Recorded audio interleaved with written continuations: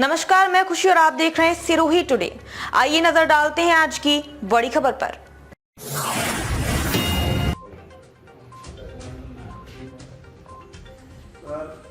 सबसे पहले मैं ये कहना चाहूँगा कि कल जिस तरीके का स्टंट एक पूर्व निर्दलीय विधायक ने करा है, बिना जानकारी के अभाव में जो जिस तरीके से उन्होंने वहाँ डॉक्यूमेंट पेश करे, सारे के सारे भ्रामक है और गलत तरीके से पेश करके और किसी की निजी प्रॉपर्टी को मंदिर की प्रॉपर्टी बताकर इस तरीके का स्टंट करना सबसे गलत है।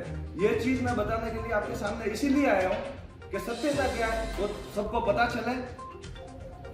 इन्होंने जो कहा है कि वो जमीन जो है मंदिर की जमीन है और उसके पट्टे कट गए, तो मैं चैलेंज करना चाहूँगा आप सबके इस चैनल के माध्यम से कि जो खुद को कानून का विद्यार्थी कहता है, मैं उसको चैलेंज कर रहा हूँ, चुनौती दे रहा हूँ कि वो इस जमीन को साबित करके दिखा दे कि ये मंदिर की जमीन है। मंदिर का स्टेट टाइम का पट्टा, उसकी पूरी पत्रावली में आपको दे रहा हूँ। मैंने आज जिला कलेक्टर महोदय को भी देके आया हूँ मैं वहां से। आप इस तरीके के भ्रम फैला के और अपना उल्लू सीधा करने के लिए अपना राजनीतिक स्टंट करते हो।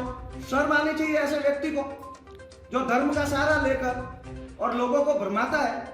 गांवों के अंदर टेम्पो घुमा के ये कहता है कि नरेगा के मैं मजदूरी बढ़ा रहा हूँ, आप सब वहां, फिर यहाँ आके दूसरे तरीके का स्टंट करता है। शर्म आनी चाहिए ऐसे व्यक्ति को जो यहाँ का जनप्रतिनिधि रहा, जिसका विवादों से हमेशा नाता रहा, जो खुद को आज सनातनी घोषित करना चाहता है, जिसके कार्यकाल में शनिदेव का मंदिर कालंदरी में टूटा, जिसके कार्यकाल में आबू रोड में हनुमान जी का मंदिर टूटा, जिसके कार्यकाल में शिवगंज में चांदाना में मंदिर टूटा, वो व्यक्ति आज मंदिर की पंचायती कर रहा है। जिसके कार्यकाल में सबसे ज्यादा मदरसे खुले, जो मदरसों का हिमायती, हिंदुत्व का खिलाफ करने वाला व्यक्ति विधानसभा के अंदर ये कहता है कि मैं ये रामशिला पे तो तुम्हारे कुत्ते पेशाब करेंगे, वो व्यक्ति आज राम जी की पंचायती करेगा। और जितने भी यहाँ पे मंदिरों की जमीन है वो हमारे पूर्वजों ने दी। हम धर्म के लिए शीर कटाने वाले लोग हैं। गांवों के अंदर हमारे पूर्वजों के स्थान बनाए हुए हैं जो धर्म के लिए लड़े थे। क्या हम लोग धर्म की जमीन खाएंगे? इस तरीके का करते करने के लिए उसने अपना राजनीतिक उल्लू सीधा करने के लिए, भोपा जी को बदनाम करने के लिए, भारतीय जनता पार्टी को बदनाम करने के लिए, विक्रम जी को बदनाम करने के लिए, यहाँ तक कि हर उस सनातनी को बदनाम करने के लिए और भ्रमित करने के लिए उसने ये कार्य करा। मैं आज उसके खिलाफ आप सबके मार्फत सब चैनलों से ये बात सब पूरी जनता तक पहुंचाना चाहता हूं कि कोई भी व्यक्ति आए, सनातन का कोई भी व्यक्ति आए, पट्टों की जांच करे। जो भी राम मंदिर का पट्टा बना हुआ है, राम झरोखा का पट्टा बना हुआ है, उसकी पैमाइश करे और उसके बाद में बात करें। मैं ऑन डॉक्यूमेंट्स बात कर रहा हूं। जो खुद को कानून का विद्यार्थी कहता है उसको यह भी पता नहीं है कि वास्तविकता क्या है और लोगों का एक हुजूम लेकर प्रशासन पे दबाव बनाने के लिए आ गया। शर्म आनी चाहिए ऐसे व्यक्ति को। उसकी सत्यता साबित करने के लिए आया हूं। और ये जो कह रहे हैं कि 20 दिन का वसीयत अलग है, 8 दिन की वसीयत अलग है, महाराज की 10 वसीयत होगी, उससे हमारे कोई लेना देना नहीं है। ये जिस वसीयत की बात कर रहे हैं कि 20 दिन की वसीयत के अंदर इनको पट्टे काटने का या इनको जमीन बेचने का अधिकार नहीं है, हमने उसी 20 दिन की वसीयत से ही पट्टे जारी करवाए और पट्टे बिल्कुल कानूनन और उनके नियम पूर्वक हुए। ये आप नगर पालिका से पता करवा लीजिएगा, ये नगर पालिका का मामला है। ये रहा डॉक्यूमेंट जिसमें ये मंदिर की पूरी भूमि है, उसका पट्टा है, ये सारी चीजें। ये जो जमीन हमने मेरा जहां जिसमें मेरा भी एक भूखंड है, उस जमीन के अंदर उसकी जो जमीन है वो खालसा भूमि है, गैर मुमकिन आबादी में आता है। कैसे मंदिर की जमीन होगी? इस तरीके से लोगों को भ्रमित करता है कि मंदिर की जमीन है दबा दी, मंदिर की जमीन है दबा दी। फिर कहता है कि 99 साल की लीज दे दी उनको, पहले एक आरएसएस वालों को झुंझुना पकड़ा दिया। अरे भाई, तेरे को सीधी छोड़ करनी है आरएसएस पे, तू हमेशा से ही आरएसएस का विरोधी रहा है, संघ का विरोधी है। आदर्श विद्या मंदिर तूने बंद करवाए थे वहां पे, तेरे कार्यकाल के अंदर ही तूने उनकी मान्यता रद्द करवा के सुरक्षित के अंदर आदर्श विद्यालय बंद करवाए थे। अब वापिस आदर्श विद्यालय के पीछे पड़ा है। जिस विद्यालय से हमारे बच्चों के संस्कार होते हैं, जिस विद्यालय में चरित्र निर्माण होता है, जो हमारे आधुनिक गुरुकुल है, उन गुरुकुलों को यह बंद करवाने की बात करता है। और जो वहां पे गुरुकुल चल रहे हैं, हमारे आदर्श विद्या मंदिर चल रहे हैं, वो आदर्श विद्या मंदिर सीताराम दास जी के गुरु जयराम दास जी के समय से चल रहे हैं और 30 साल से वो उसका किराया दे रहे हैं। आप पता करवा सकते हैं, आपको रसीदें मिलेगी, ऑन प्रूफ है ये सब चीजें, और आगे भी चलेगी। आदर्श विद्या मंदिर उसी जगह के पे आगे भी चलेगा। इसके जैसे घोर सनातनी के बाप की औकात नहीं है कि वो विद्यालय बंद करवा सके। और अब की बार अगर ऐसा कोई स्टंट करने ये आएगा तो इसके साथ ये तो नरेगा के नाम से लोगों को भ्रमित करके राम मंदिर के नाम से बेवकूफ बना के लेके आता है। मैं आप सबके चैनल के माध्यम से चैलेंज कर रहा हूं कि इसका सामना करने के लिए मैं जनता को लेकर आऊंगा, मैं रोड पे खड़ा रहूंगा। इसकी औकात हो तो कहीं जाके घुस के दिखाए, गलत तथ्य पे। सही तरीके से इसको प्रोटेस्ट करना है करे, विरोध करना है करे, लोकतंत्र का तरीका है। मुद्दों पे बात करें, मुद्दे छोड़ के और भ्रमित करने के लिए बात कर रहे हैं। सर, आपने बात की मंदिर की भूमि की 8 जी, वो भूमि जयराम दास जी के पास में कैसे आई? जब वो मंदिर की भूमि नहीं थी तो जयराम दास जी के नाम से पट्टा कैसे बना? वो जयराम दास जी के नाम से 2002 में पट्टा बना, और जयराम दास जी के नाम से जब 2002 में पट्टा बना तब यहाँ का एमएलए कौन था?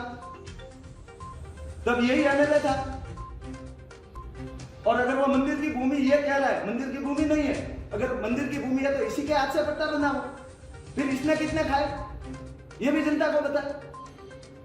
नहीं, मेरे कहने का जो मेरा प्रश्न है वो मूल प्रश्न ये है कि अगर मंदिर की जमीन नहीं थी तो मंदिर के नाम से या जयराम जी के नाम से ये पट्टा क्यों बना?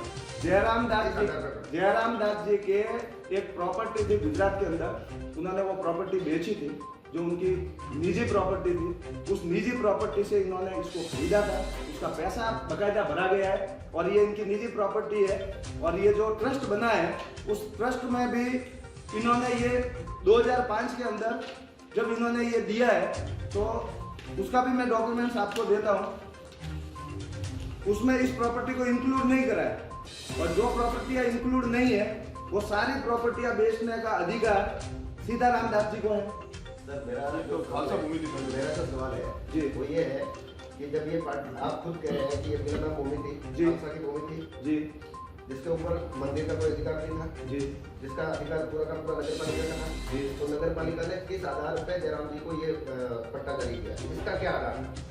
वो तो सीताराम दास जी बताएंगे या जयराम दास जी बताते, वो तो इस दुनिया में है नहीं।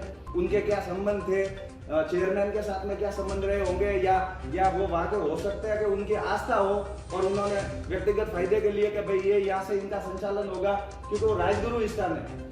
राजगुरु स्थान की मर्यादा होती है, एक साधु में और एक राजगुरु में काफी फर्क होता है। इनका भंडारा बड़ा होता है, इनको काफी कुछ खर्च भी करना पड़ता है, तो उसके लिए हो सकता है उस वक्त कैसे दी इनको। सर, नगर पालिका ने उस समय भी उसका जो है वो नीलामी नहीं की, न इसकी नीलामी करके कोई चीज को जयराम जी ने खरीदी, ऐसा तो कोई है नहीं कि नीलामी करके खरीदी। जब नीलामी नहीं हुई तो जयराम जी के नाम से पट्टा जारी होने के पीछे कोई कारण रहा होगा, उसके पीछे हो सकता है कि ये कारण हो कि ये मंदिर के पास में लगती खांचा को भी थी, इसलिए मंदिर के हिसाब से उसको पट्टा जारी। मंदिर का परकोटा बना हुआ है, मंदिर से ये बिल्कुल अलग है। वैसे का वैसा पास में एक गायत्री होटल बनी हुई है, वो भी उसी खसरे में से है। गायत्री होटल पूरी बन गई है, पीडब्ल्यूडी की जमीन है वो भी उसी खसरे में से है।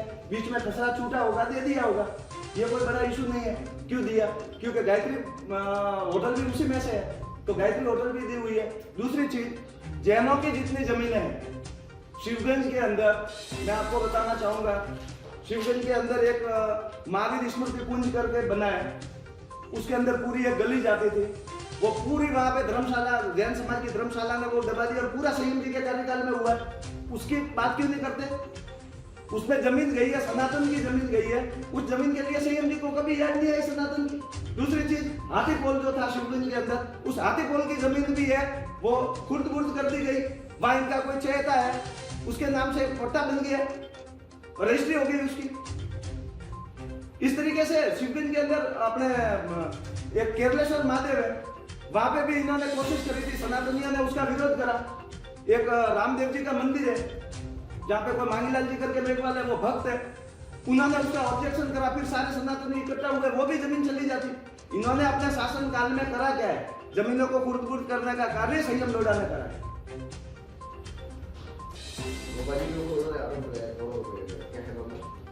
जमीन देने वाले सीताराम दास जी, जमीन खरीदने वाले हम लोग 8 लोग, बीच में कहाँ भोपा जी आ गए और कहाँ विक्रम जी आ गए, ये एक स्टंट है। इस व्यक्ति की राजनीति खिसक चुकी है, जमीन पूरी चली गई। 36,000 वोटों से हारने वाला व्यक्ति अब जमीन ढूंढ रहा है कि मैं कहाँ जमीन ढूंढूं और कहाँ से अपनी शुरुआत करूं। तो इनको डैमेज करने के लिए ओटाराम जी, विक्रम जी, भारतीय जनता पार्टी, लुम्बा राम जी यही मिलेंगे। उसके अलावा ये किसको टारगेट करेगा? सबसे बड़ा टारगेट कर रहा है संघ को, कि उसको पता है कि संघ हमेशा धर्म के साथ में रहता है, सनातन संस्कृति के साथ में रहता है, तो संघ को भी कहीं ना कहीं बदनाम करने की कोशिश कर रहा है। आप भारतीय जनता पार्टी से जुड़े हुए हो जी, गोपाल जी के ऊपर इतना बड़ा आरोप लगता है जी। भारतीय जनता पार्टी की तरफ से आज मतलब प्रेस कॉन्फ्रेंस तक नहीं हो रही है, क्या कर रहे हैं आपके प्रवक्ता? वो प्रवक्ता को आपको पूछना चाहिए। आप मीडिया हो, आप चौथा स्तंभ है, ये तो आपका अधिकार बनता है। आप उनसे पूछे, जिलाध्यक्ष जी से भी पूछे, और जो लोग नहीं कहा बोल रहे हैं तो उनको भी पूछिए कि वो क्यों नहीं बोल रहे। आप भी भाजपा से जुड़े हुए इसके लिए? मैं बोल रहा हूँ ना, मैं भाजपा से जुड़ा हुआ हूँ, मैं बोल रहा हूँ, मैं सबके सामने आके सत्यता स्पष्ट कर रहा हूँ। क्योंकि उसमें आपका इन्वॉल्वमेंट है इसके लिए कर रहे हैं। नहीं, मेरा इन्वॉल्वमेंट नहीं था तो भी मैं पहले करता था। इन्वॉल्वमेंट होता तो, अगर मैं चोर होता तो मैं चुपता। मैं सामने आके प्रेस कॉन्फ्रेंस कर रहा हूँ और ऑन रिकॉर्ड उनको चैलेंज कर रहा हूँ कि आप इसको मंदिर की भूमि, सबसे पहले इसको मंदिर की भूमि साबित करो। कलेक्टर के साथ में जब कल उनकी वार्ता हुई, उसके बाद में कलेक्टर की तरफ से आपको भी नोटिस जारी होगा, आपको कुछ भी एक्सप्रेस करने के लिए कहा होगा? नहीं, जब हमने ये वीडियो के मार्फत, आप लोगों के चैनल के मार्फत ये देखा कि इतना बड़ा स्टंट हो रहा है, तो आज हम खुद जाके देखे आए, चैनल देखे आए, उनसे बात करके आए कि ये चीज है और ये सत्यता ये है, इस पे आप जांच करवाए। लोढ़ा जी ने कल एक आरोप में लगाया कि इस संपत्ति को रिसीवर नियुक्त करके जब्त किया जाए, क्योंकि ये संपत्ति आगे से आगे पर बेची जा रही है, उसके ऊपर रहन किया जा रहा है। रिसीवर नियुक्त करने का अधिकार संयम जी के पास में थोड़ी है। संयम जी कौन होते हैं उसके रिसीवर नियुक्त कर? वो पर्सनल प्रॉपर्टी, पट्टे कट गए, पर्सनल प्रॉपर्टी है, कैसे रिसीवर नियुक्त हो सकता है उसको? ओटाराम जी ने भी एक प्रेस रिलीज जारी करके कहा था कि इसमें नगर परिषद ने अनियमितताएं की, उसकी जांच की। नहीं, वो जिस पद पे बैठे हुए वो निष्पक्ष व्यक्ति है, वो धार्मिक व्यक्ति है, उनका कर्तव्य बनता है कि कहीं भाई भतीजावाद नहीं हुआ है, उसकी निष्पक्ष जांच की जाए। उन्होंने बिल्कुल सही कहा कि जांच तो निष्पक्ष होनी चाहिए। वो एक राज्य मंत्री है, उनके लिए सब बराबर है, और उनके शासनकाल में अगर कहीं गलत होता है, मैं भी कह रहा हूँ कि अगर हमें गलत पट्टे दिए गए तो उसकी जांच करवाए, हम उसमें सहयोग करेंगे। कोई डॉक्यूमेंट चाहिए तो हम देते। दिक्कत कहाँ है? दिक्कत है ही नहीं कोई, केवल स्टंट था, स्टंट को रोकने के लिए। और दूसरी चीज मैं आपके ध्यान में एक और लाना चाहूंगा कि ये जो कह रहे हैं कि जो ट्रस्ट है वो ट्रस्ट के पास में अधिकार है, ट्रस्ट के पास में कोई अधिकार नहीं है। ट्रस्ट ने जिन सूचियों में इसको शामिल करा है वो ही प्रॉपर्टी पे उन ट्रस्ट का था। उसके बाद में इनकी एक सीताराम दास जी के मुकदमा चला, उसमें ये नियंत्रण और सलाहकार समिति ने एक मुकदमा दर्ज किया था कि पोस्ट ऑफिस के अंदर जो इनकी कोई 40 लाख की एक एफडी थी, उस पर इन्होंने मुकदमा दर्ज करा था कि ये एफडी पे इनका अधिकार नहीं है। सीताराम दास जी ने ये मुकदमा फास्ट ट्रैक कोर्ट से जीता और उस पर फास्ट ट्रैक कोर्ट ने ये कहा कि जिन सूचियों में आपकी संपत्ति शामिल नहीं है उस पर आप इस ट्रस्ट का कोई अधिकार नहीं है। तो हमारे वाली जो संपत्ति है उसमें भी ट्रस्ट का अधिकार नहीं है, क्योंकि उस सूची में 2005 में इन्होंने जो सूची जारी करी थी उसमें हमारी संपत्ति का कहीं भी कोई नहीं है। और ये सारे डॉक्यूमेंट्स ऑन टेबल में रख रहा हूँ। ये इन पे जो मुकदमा दर्ज हुआ था और फैसला हुआ था उसकी कॉपी, ये पट्टा राम झरोका का, ये नियमन पट्टा, ये नियंत्रण और सलाहकार समिति ने जो लिख के दिया था कि 2005 में कौन कौन सी संपत्तियां इसमें है, उसका ये देखिए, ये सारी संपत्तियां इसमें है। मतलब बिना हाथ पैर के ये लोग लड़ रहे हैं, इनके पास में कुछ नहीं है, केवल बदनाम करने के लिए और भारतीय जनता पार्टी और आदरणीय भोपाल जी को बदनाम करने के लिए ये सब कार्य किया जा रहा है और ये सारे राजनीति से प्रेरित है। धन्यवाद। खबरों में अब तक के लिए बस इतना ही। फिर होगी आपसे मुलाकात ऐसी ही एक और बड़ी खबर के साथ। तब तक के लिए नमस्कार और देखते रहिए सिरोही टुडे। ऐसे ही लेटेस्ट अपडेट्स पाने के लिए हमारे चैनल सिरोही टुडे को सब्सक्राइब करें और तुरंत नोटिफिकेशन पाने के लिए बेल आइकन प्रेस करना ना भूलें।